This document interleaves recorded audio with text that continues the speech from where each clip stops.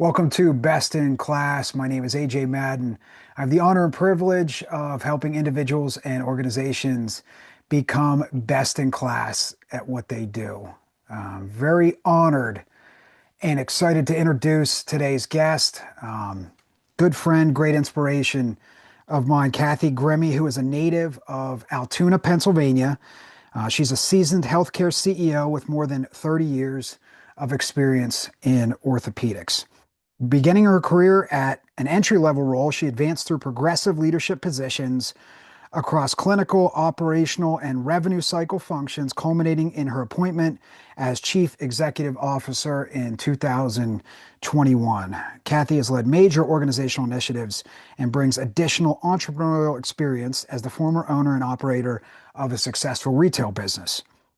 Widely recognized for her leadership and industry expertise, she has served as a keynote speaker at national and state conferences, participated in multiple medical related boards, and remains steeply committed to mentoring leaders and supporting her community, which I've seen firsthand all this.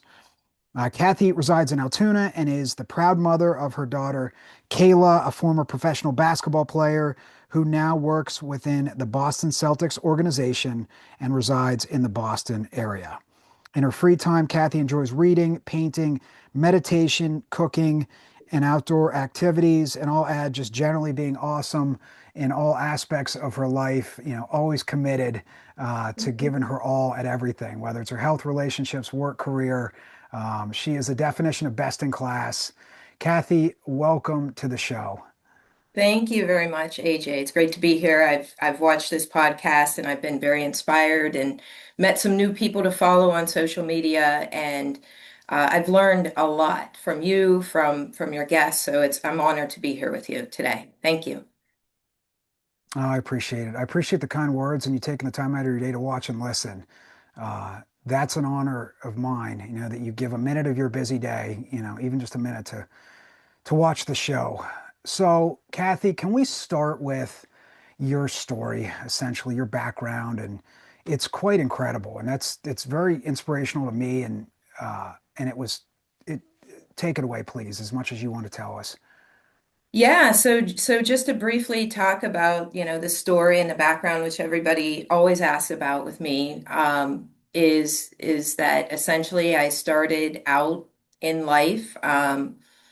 As a single mother at a very young age, as many young women do. And I think life is about choices and vision and all of those things. And I had a vision, even though I was a single mother, and I'd say most people would feel that the odds were stacked against them very much at that time, right? I lived in the projects, I didn't have much. I remember having a mattress in the bedroom and a crib and food, right? And that was all we needed. We had a lot of love between my daughter and I just was determined to build from there. And I didn't even know exactly what I wanted to build, but I knew that I wanted to build myself, my life, and my life with my child. So I I was in the insurance industry. I completely did a 180 out of that because it was a life that the hours were crazy and you live on the road and you couldn't do that with a young child. So I got into the medical industry, and I remember going to certain places over and over again with resume in hand, and they got tired of seeing me and said, "We told you, we'll call you if we're interested, right? And giving you an interview." And I remember just internally saying to myself and feeling so strongly that whoever gives me a chance, just give me a chance. I will give you everything that I have, right? So, uh, I was given a chance by this very practice. And 30 years later, I'm here to talk about it. And I feel like I've given them everything, and I continue to do that until the day they ask me not to. That's pretty much my story. Okay, well, I'm getting close to 200 episodes here, and I would say that's my favorite story uh, on the podcast. And there's some great lessons there. There's perseverance there. There's self-belief. There's having a vision. There's giving 100%, 100% of the time. Just saying, just give me a chance, and I'll hit it home. And you clearly did. You clearly did when you got your chance. So let's. I know that some great principles that you brought up there in mindsets and habits, but I know you'll be able to explain um, some of the nuance of it here. So let's start with your 3 to 5 uh, key mindsets that will help someone become best in class at what they do. Yeah, so I would say the Yep. no's are more important than the yeses. That is big for me, especially in my role, but I would say that should be big for everybody. And speaking just as a woman in the business world, we tend to nurture, right? It's our nature. We're nurturers and we give ourselves away, and we tend to be the one that's cooking the meals and tending to the home and the pets and the children and all of those things primarily, right? Um, and I think in the spirit of us wanting to nurture and give ourselves away, we have to also create time for ourselves. And I think that's one of the most neglected things as a woman that we really need to focus on, um, is to just have that space and that time. And that only comes by starting to say no. It's okay to say no to some things, right? And I don't mean that in a mean way. I don't have time for that today, or I don't have time for that this week, but I care about it. I care about you. Let's get this on the calendar type of thing, and create your boundaries with your time. And that creates the space that you need to think, to be creative, to do more things for yourself. So I think the no's are more important than the yeses. I would also say self-discipline equals self-confidence. And AJ, that is something that's a bomb that you dropped on me one day randomly in one sentence, and it stopped me in my tracks. And I have lived by that because it works. And I now share that with everybody that I can. And actually, I enjoy dropping that bomb on others. Because it is so true. And I went around and just kind of audited my life and said, what am I lacking self-discipline in?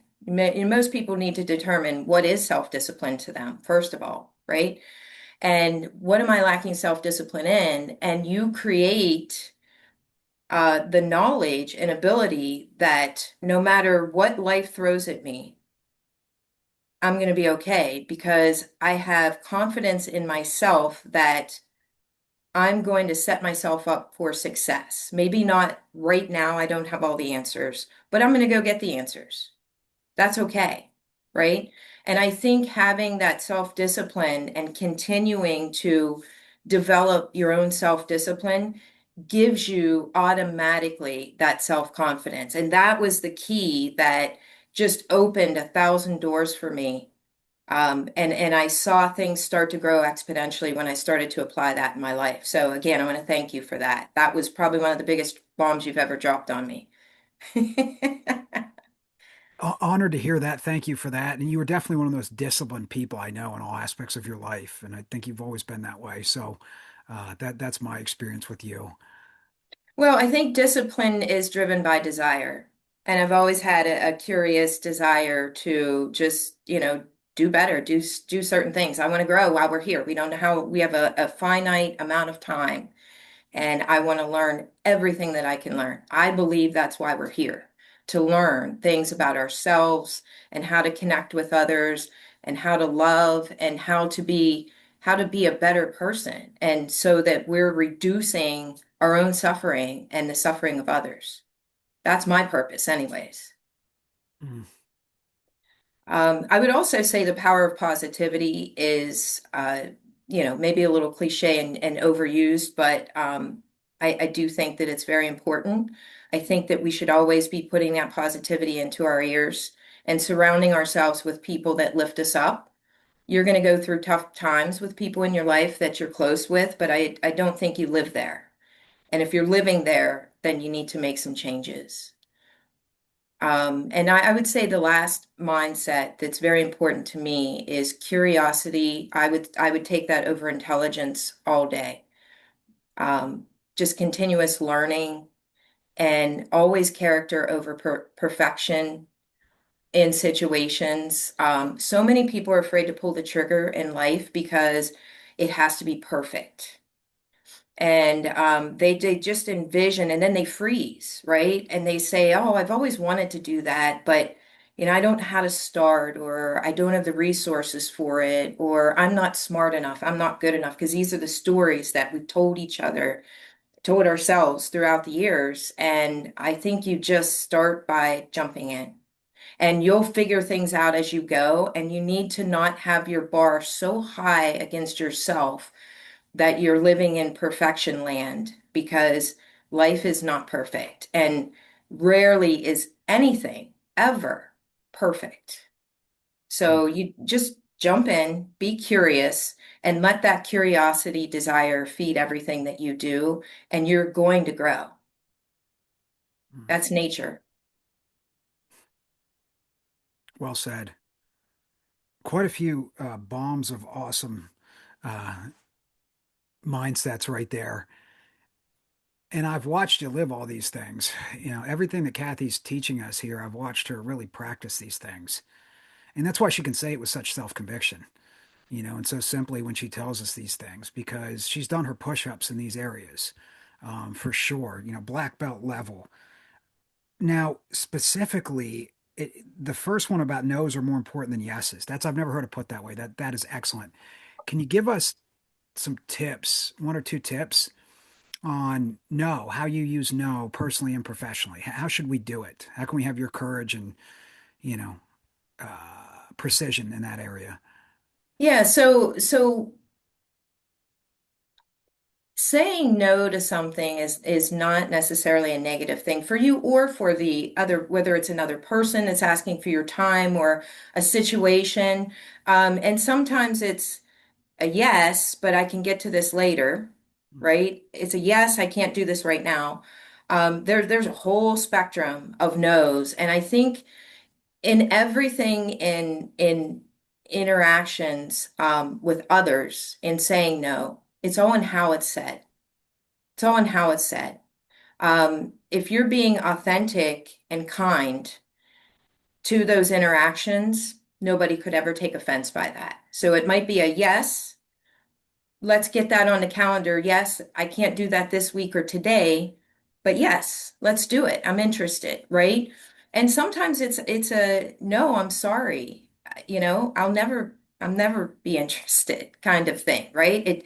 But thank you. It's always a thank you, and then whatever response that resonates with you. But I just ask that people be authentic in because so many times, you know, things insidiously creep in, and the next thing you know, your schedule is full and your whole life is full of doing things for everybody else. And then you wonder why you're not happy internally. And I guess that's the message that I'm getting through, is to say, in the business world, it's no or it's yes and it's maybe, but just internally for our own lives, make sure that those things don't insidiously creep in and you're living your life for everybody else but yourself. Well said. I love that you tie that up with a cautionary tale, because when you're 80 years old and you look back and you were living somebody else's life the whole time, you're not going to be happy with yourself. So if you're listening to this right now, start living um, your life for yourself in terms of your priorities. Who are the most important people in your life that you want to spend the most time with? Who are, friends and family? What are your most important health, mental and physical health activities you want to prioritize? And what's your dream career or dream goals or experiences you want to have? Get crystal clear on those priorities. And as Kathy laid it out beautifully in terms of a mindset and an action step, the mindset is you got to get out of your head that saying no is bad, that it makes you a bad person.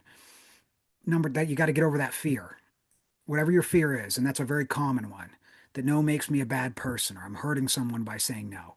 So Kathy laid out the mindset, probably the most important part of saying no. And you need a blueprint or training wheels in terms of how you say no. And she laid it out. say it respectfully, say it authentically. Be kind about it. Just be kind about it. Be respectful about it. If you can do those two things, get over your fear there that no is bad and you're a bad person, and then just do it respectfully and authentically. Tell them why. Tell them because. If you have to say no, that's a blueprint for the rest of your life. And then you can get crystal clear on your most important priorities, those most important friends and family members, your most important mental, physical health activities, and your dream goals in terms of your career or life experiences. And then start saying no, as Kathy laid it out. So thank you for that. One of the most important lessons um, anyone can ever learn from this podcast is the power of no. How about 3 to 5 daily habits that will help someone become best in class at what they do, or happy and Um, successful? yeah, I would think I would list sleep and nutrition as that's the foundation. That's the non-negotiable. You're not going to get very far if you're not getting, so many hours of deep, meaningful sleep. And you're not going to get very far if you're constantly putting garbage in. You'll get garbage out of your body. Every 7 years, those cells regenerate. You're a brand new person physically.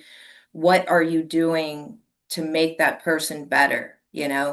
Um, age in reverse is what we keep hearing these days, right? Everybody talking about all of these hacks, and really it comes to, in my mind, down to nutrition. I can, take supplements, I can, get surgery, I can try the latest and greatest product on myself. But I think we really should be glowing from the inside out, and that comes down to what we're putting inside. Um, I would say meditation, awareness, focus should be a part of everybody's day just to create space for themselves and to be intentional about what does my day look like? What am I, you've got levels of goals, right? You've got your life goals, you've got your annual goals, you've got your monthly goals, career goals, personal goals for your family. That's a lot of goals, right? That people spit out, and it's the first of the year, and what am I resolved to do this year? And I think most people don't carry them out past January because they just make a list, and is it really even something you want to do? For all of those reasons. So I think it's very important daily to do just a touch point within yourself. Where am I at? What am I doing? And sometimes I'm doing nothing and I don't want to think about my goals. I don't want to think about anything. And I want to create this space within myself because that is what's going to set the tone and bring that presence for the rest of the day in all of my interactions and in all of my thoughts. So I call it clean thinking. Just like you clean your house, you need to clean your mind and you need to clean your emotions. And I just rinse and repeat that every single day. And that's very important, I think, if you're going to be optimal in all of your interactions, including with yourself. If your mind is racing and chaotic, that comes out in the way that you speak with others. You're not going to clearly get your point across, and be able to interact with others in a way that makes them feel like they're important. And you're not going to bring that presence when you're listening to them. So it creates deep listening. It just kind of sets a tone for the day that if you're not doing it, you notice a difference. And I would say daily habit that I really try to focus on is letting everything be my teacher and releasing judgment of the messenger. And I just watch for the message. And I think many times that it's so easy to judge the messenger, or what I would call the teacher, that we completely block out the message.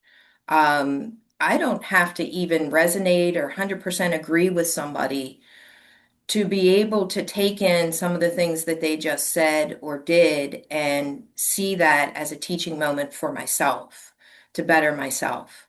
And I think many times, especially in this society right now, where we have so much divisiveness, right? Life is mostly gray. There are times when you have to be black and white for discernment, whether it's saving your life or doing something for somebody that you care about, but life is mostly gray. And I think it's important for us to adopt that mindset that I'm going to pull these couple of things out, but those other things, they may resonate with others, they just don't resonate with me. I think that's very, very important for us to live in that place. I would also say that, especially in this role, I make it a pretty much a daily habit to have difficult conversations, and I'll go right to them. So that is super important for me and super important for our team. Um, for us to say, okay, what's really going on here? It's because we haven't looked somebody in the eye and been honest with them. And there's a kind way of doing that, right? It doesn't mean that you're going in the boxing ring. And I think too many people freeze again and don't have those difficult conversations, and those issues could linger on for years, right? And it doesn't make a lot of sense to me. It's not about being brave, it's about being authentic. And if you care and respect somebody enough, you should always be authentic with them and kind. Everything, if it has a lining of kindness, it's okay to let them know that I may not disagree or I have this issue, help me understand because I'm struggling with it a little bit, right? So I think the difficult conversations are huge, and I have them almost on a daily basis. And I think it is like a muscle. You will get better at it. You will get better at lining it with kindness and not getting so nervous and approaching somebody worried that they're going to get mad or I don't have the gumption to have this conversation. It's not about gumption. It's about wanting to get better and wanting to better this relationship with this person. And if you truly desire it, you'll do it. Mm, I would also say organization. I spoke about organization of the mind earlier. I would say organization of your entire life and everything that surrounds you, whether it be your calendar, your home, your car, um, your work desk. Everything needs to be optimal. And it needs to be something that right now is supporting me and facilitating my day and my growth. And if it's not, it's gone. I either I donate it, I throw it away, depending on what it is, and then I move on to the next thing. And if I'm continuing to grow, those things around me change every so often, right? Because I'm not static. The thing that served me before, I've moved on from that. I'm in a different place. I need something new to come in and help me again and facilitate me. So inches and angles all the time. There are no silver bullets really to life. I think it's really just about acquiring inches and angles of things that are going to push me forward and make me better, teach me, facilitate my growth, that type of thing. I would say those are probably things that I try to incorporate in all of my daily habits. mm. Oh, excellent. Okay. There's some great habits there that not only provide success, but also happiness in a ton of ways. And I love that you brought up difficult conversations to make it a daily habit, but you said lined with kindness, which I thought was just an excellent, excellent way to put it. And the happiest, most successful people I know have the most difficult conversations. They do it with kindness, just like you talked about saying no. That can be a difficult conversation. But when it's lined with kindness, there's a magic to it. And you also said that if you really cared, you would have the difficult conversation, essentially. I'm paraphrasing, but that is a test for me. I mean, if you really care, you're going to have the difficult conversation. You're going to let someone know where they stand. You're going to let them know something they could do to improve their life or performance. You're going to run towards it, like you said. Uh, that is an absolute superpower. And that has been a separator, in 20 years of this, in business and in peak performance psychology now, that is an absolute separator. The most successful, happy people tell the truth faster. So I'm so happy you brought that one up. And to your great point, I love that you said the more you do it, the easier it gets. Essentially, it's a muscle. It's a muscle. And you got to get over the fear, like you mentioned earlier, of hurting somebody. And also you've got to have a blueprint. I call it training wheels, to have that difficult conversation. And you can create your own as long as you just do it with kindness and say what you have to say. Uh, yeah, really some great principles here, which would make a great keynote speech or great leadership operating system like Kathy's, like she has installed in her leadership team and her organization. Love that you talked about health as well. sleep and nutrition. And next question here, this is so important. Your leadership philosophy of standard simplicity and service, which you really identified as you took over as CEO. This is who I am, and this is what I want us to live by so we can be the most successful and happy at what we do. So, can you explain that standard simplicity service mentality of leadership, which is one of the best I've ever heard in terms of effective leadership? Yeah, so thank you, first of all. Culture is more important than anything. And I think everybody needs to have a purpose and a North Star. But it needs to be simplistic that they remember it and it's not, 10,000 lines of we want to do this, we want to do that. It won't stick, right? And I call it keepers of the flame. There are many things that go into somebody wanting to be the keeper of the flame, right? So I need to share with you what my vision is. You need to resonate with that. I need to potentially train you on that vision. I need to answer all of your questions. I need to then ensure that you are you're engaged. It resonates with you, and you're like, yeah, I want to do that, right? And then ensure that you're the keeper of the flame. That's a lot of steps. But in any successful business, you have to have all of those steps. A big lesson for me when I first took this role was be in a meeting and my hair was on fire, right? There were a lot of things that needed to be fixed and you have to kind of slow your world down and prioritize one thing at a time. Um, but I would say something one time in a meeting and then walk away and expect for everybody for all of those things to happen and fall in line. And now I have keepers of the flame. And I think that is just unrealistic. And I learned very quickly that that was unrealistic because I was finding myself in frustration. Like, are people not listening? What am I doing wrong? I didn't blame them. It's so easy to play the blame game with everybody around you, right? I already said this. Why are you not doing this? Why? That's not it. It was what am I doing wrong? What angle do I need to change here and hit this from a different angle so that we're getting what we need and we're efficient as a team? So, um, kind of created that North Star of standard simplicity service. And I think they all speak for themselves. What I would say about that philosophy is that it's a 360-degree philosophy. So it starts with myself. Do I have standards? How simplistic can I make this for you or for myself, right? When I talk about all the hacks and everything I want to surround myself by, how simplistic is my day? How simplistic is my thinking? Is my thinking cleared out or is it cluttered? Right? That type of thing. And then service starts with service to ourselves. We can't help others if our cups overflowing with issues and chaos and all of those things. So all of these things start with ourselves and then it proliferates with others and then you connect as a team and it continues to kind of turn into this living breathing thing of what I would call culture. Not just in the workplace. This is a culture in your home. This is a culture in all of your relationships. It's a culture in everything that you do.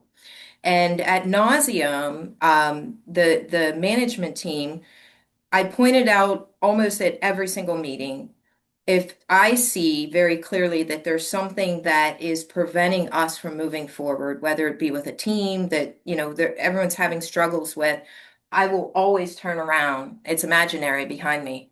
Mm, Standard simplicity service. Which one right now do we need to apply? Right? And that's just a constant conversation that we have. So it's really my North Star not only for management, but the way that I want to live my life and the way that I want to have that relationship with myself of standards, simplicity, and service in that order. mm. Every great leader has to get to this point to figure this out. All the great leaders have figured out eventually what you figured out. Unfortunately, most leaders don't get to that level because it's not taught. It's not their fault. You have to really seek it out hard to understand why simplicity standards and standard simplicity and service are so important to an organization. Uh, and but all the greats figure it out. All the great performers as well. I mean, Kobe Bryant was always looking to simplify. Tom Brady, Jeff Bezos only makes 3 decisions a day. That's all he wants to make. Steve Jobs was always trying to simplify, the co founder of Apple. Sam Walton, Warren Buffett has simple investment rules. All the greats figure out that simplicity is most important for 2 reasons. One, so we can execute on it, execute on what's most important, the most important priorities, the most important criteria.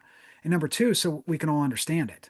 When we're too complex, when we've got 15 different core values, of our, nobody remembers, most of them. But when you have three like Kathy has, it's easy to remember and execute on. And you also made a great point about repetition of saying the same thing over and over again, always turning around and pointing up to those 3 principles and saying, okay, how do we apply this? In politics, they call it message discipline. The most successful politicians, the most successful leaders, they have message discipline. They can say the same right thing over and over and over again with discipline. You have to choose the right thing, which is important, but you've got to have that discipline. And how would you define your standards of excellence in a few words? What are standards of excellence that you're talking about? Doing the right thing when nobody's watching, right? Holding yourself accountable, it starts there. Not expecting others to do something you wouldn't do yourself. Hmm, Standards. And everybody's standard, standards are a spectrum, and I don't judge on standards, but I think for myself, I want to put the reps in to continue to raise that bar over and over again. And that's really how we grow. that's right. And you named some excellent standards in your mindsets and habits there. I mean, you laid them out. Essentially, what doing the things when nobody's watching. Making the sleep, the nutrition, just making these things a habit. Excellence is a habit. Another one that you mentioned there was, um, I think, power of positivity. I think that's a great standard. Surround yourself with people that lift you up. That's a standard. Yeah, saying no, that's a standard. Prioritizing only certain yeses, that's a standard of your time. These are powerful standards of thinking and habit. And this moves into the next standard, I would say. Standard of, again, like you said, who you surround yourself with, who you learn from, who inspires you. I believe it's one of the most important things you can ever do in life is choose the right heroes. Show me your heroes, I'll show you your future. So if you could have dinner with any historical figures, who would you choose? 3 people that you admire the most. Yeah, so that's actually a really good question, AJ, and I've always enjoyed this one on your podcast. And that's a hard question to answer because there's so many things that you like from different people. But I think just in general, there is a man by the name of Maharshi that became enlightened accidentally at the sudden death of his father when he was, I believe, is 12 or 13 years old. He was so traumatized by it that he separated from his body, thinking of his own death, and became enlightened. And um, he was known for people flying from all over the world to see him in India, to go get his wisdom of enlightenment. And when they got there, so many times you would read over and over again that he wouldn't talk to them, didn't ask them their name. In most cases, once in a while he'd talk, but most of the time he didn't ask them their name, and he would just sit with them in quiet presence. And they would then later speak about that powerful presence that he brought was something that they've never felt before and never felt after. Um, and I think, for me, that's somebody that I would love to have dinner with and never even talk. Um, and I think we try to fill up so much of our time with words and uh, things that we need to entertain ourselves with, that we've lost that connection to just the power of presence sometimes, you know? And I think there's sometimes there's more in the silence than there are in the words many times. Um, I would also say that probably and I know I'm lumping these guys together, but this would be a heck of a dinner, would be with somebody like Da Vinci and Tesla and Einstein. And if you read their biographies and things, that you would see that they all had a common thread, um, brilliant beyond comprehension, at least for myself. But they all spoke of accessing knowledge of the universe, whether it be in a dream or they get in these states. They were all meditators, deep meditators. And I believe there was an art and a science that was there, and that made them uh, that much more incredible and gave them the ability to accomplish the things that they have that we're still using to this day, right? Just way beyond their time. I think they were able and somehow to access special knowledge that became an art and a science and blend those things together from paintings to, you know, E equals MC square. And it just, and then Tesla's in a whole other category of his own. So it would probably be one big feast with those three as well. Okay. Oh, excellent list. And thanks for breaking those down so thoughtfully and how you came to this beautiful list. Now, in terms of the first gentleman that you mentioned, in terms of presence, how did people describe his presence? Was it loving? Was it listening? Was it powerful? Was it what was it? How would do you remember how people described this person's presence? It was all of those things, actually. Those are great words. It was all of those things, and they said it was otherworldly, and just to be in that, they felt showered with something they were overwhelmed with.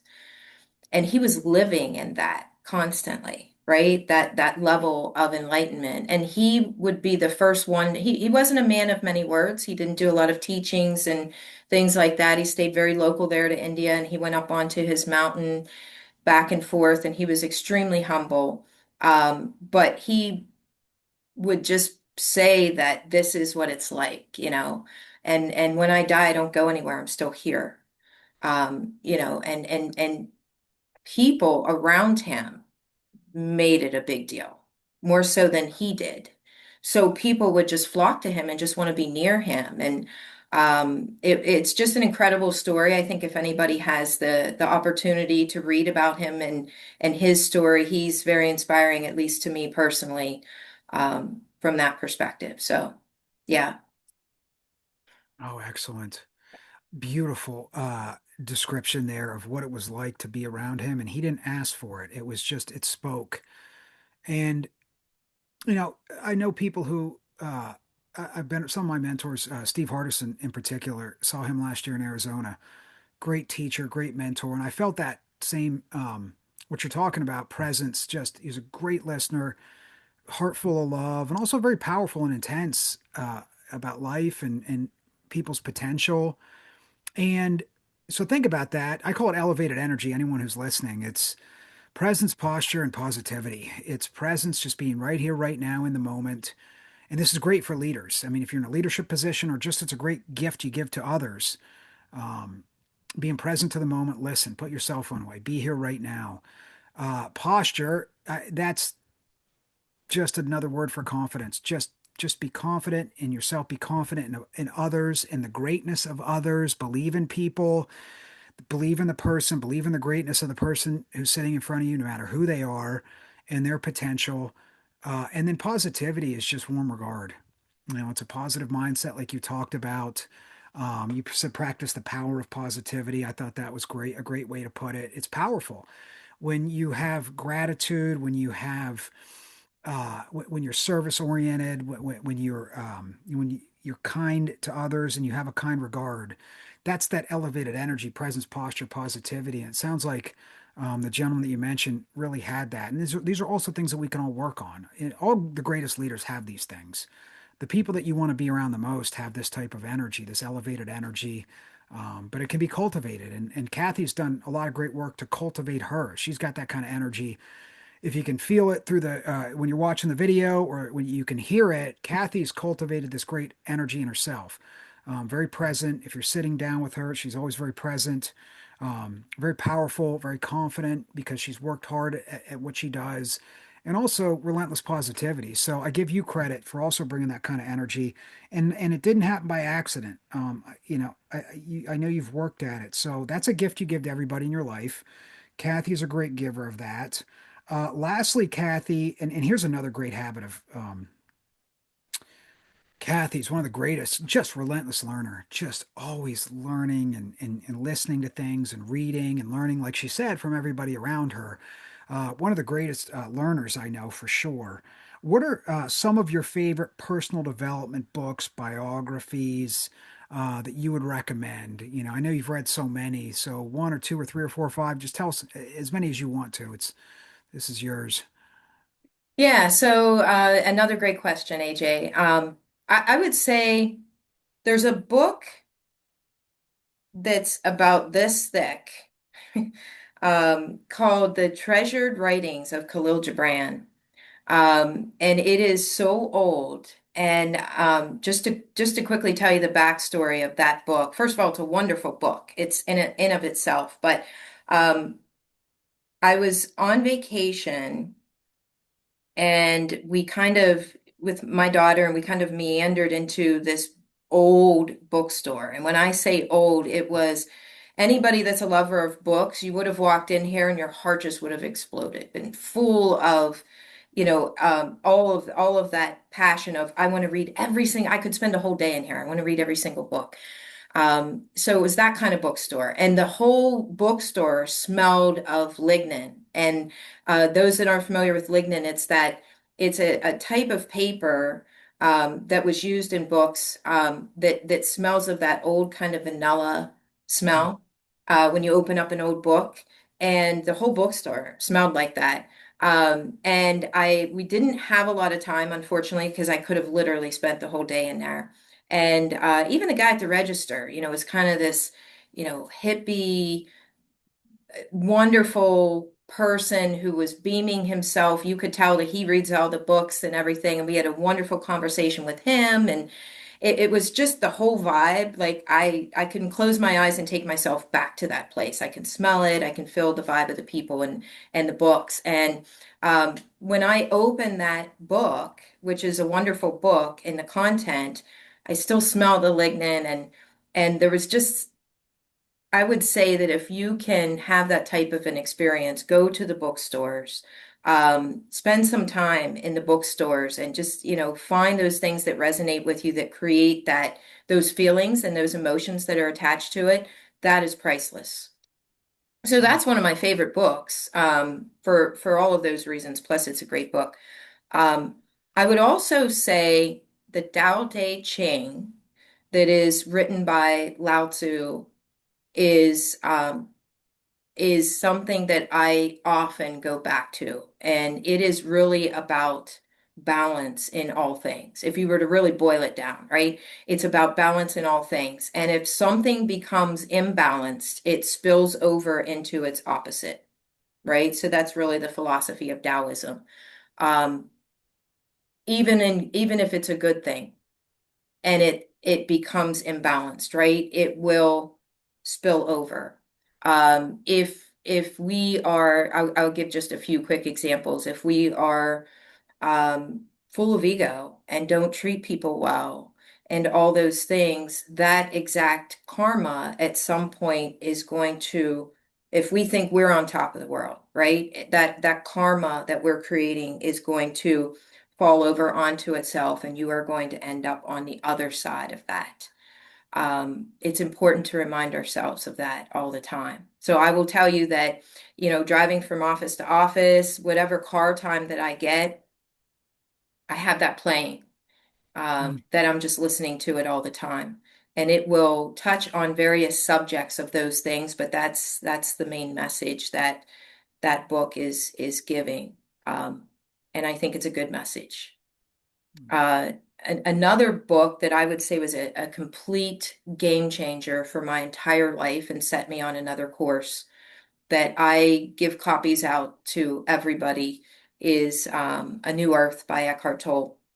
And it is, if you haven't read it, it is a must read if you want to be a better person, um, learn more about yourself, the psychology of self, which I think helps learn psychology of others. But it's really about dissolving ego. But it clearly defines what ego is because most people think that ego is just, hey, I'm big and bad and I think I'm better. Um, no, ego is our karmic story that we tell ourselves from our past life experiences. In this life, this happened to me. I touched this and I burned my hand, so I don't want to do that anymore.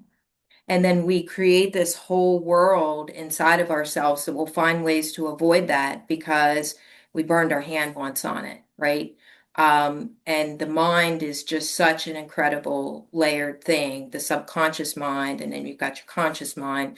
But this book will take you deep into those subconscious layers of psychology and thinking and help you understand it. You can't change anything you don't understand. And it does it in such a way that it's not too over your head. So it is my all-time favorite book that really changed my life. My whole perspective on everything changed. And am I perfect now? No, none of us will be. Eckhart Tolle's not perfect, right? He'll tell you that, but it really helps move the needle, very much so. And make it creates a conscious awareness that you can bring into your own thoughts and your daily activities. And then I would say a newer book that's probably a couple of years old, maybe at this point, year and a half, um, I would say is The Creative Act, um, by Rick Rubin. And it's really about creativity and how that um, affects and intertwines and different ways of getting in touch with your creative self.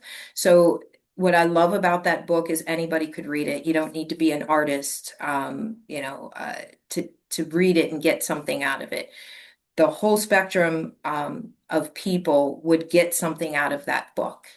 And who doesn't want to get more in touch with their creative side? If we aren't creating, what are we doing? So that book really just makes me smile, and I pick it up every so often, and just, even if I can't read the whole thing cover to cover again, I'll pick it up and just read a little bit of it, and it's very inspiring. And I think creativity is underrated. I think that we should have creativity in everything that we do.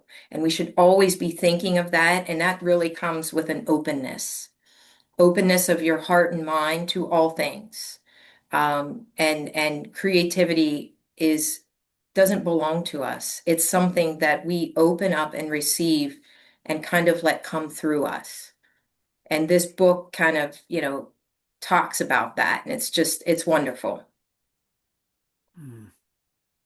Well, maybe I can end it on this and saying you are one of the most powerful creators I have ever met in terms of creating a better life for everyone around you, everyone who comes in contact with you. You are a powerful creator, my friend. Where can people find you and your work and University Orthopedics, which I've always had a great experience at University Orthopedics. I was a patient there.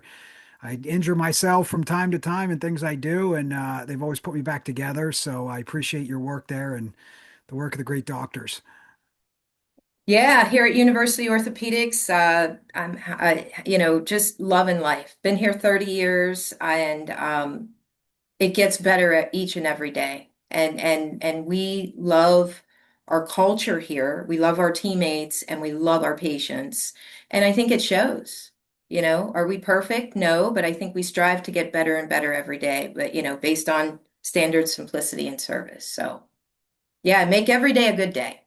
Be good inside yourself, and the things around you will find will just come to you that are better There's still things that are going to happen in your life. It's all in how we respond to them. And if we're sitting in a good place within ourselves, that response will be positive. Okay.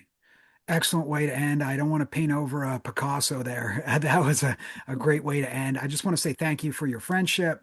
Thank you for your elevating energy every time I get to talk to you and today. And thank you for all the wisdom and very specific things that we can apply today. Great to see you, my friend. Looking forward to the next conversation. You as well, AJ. Thank you so much. Have a great day. You too. Thank you.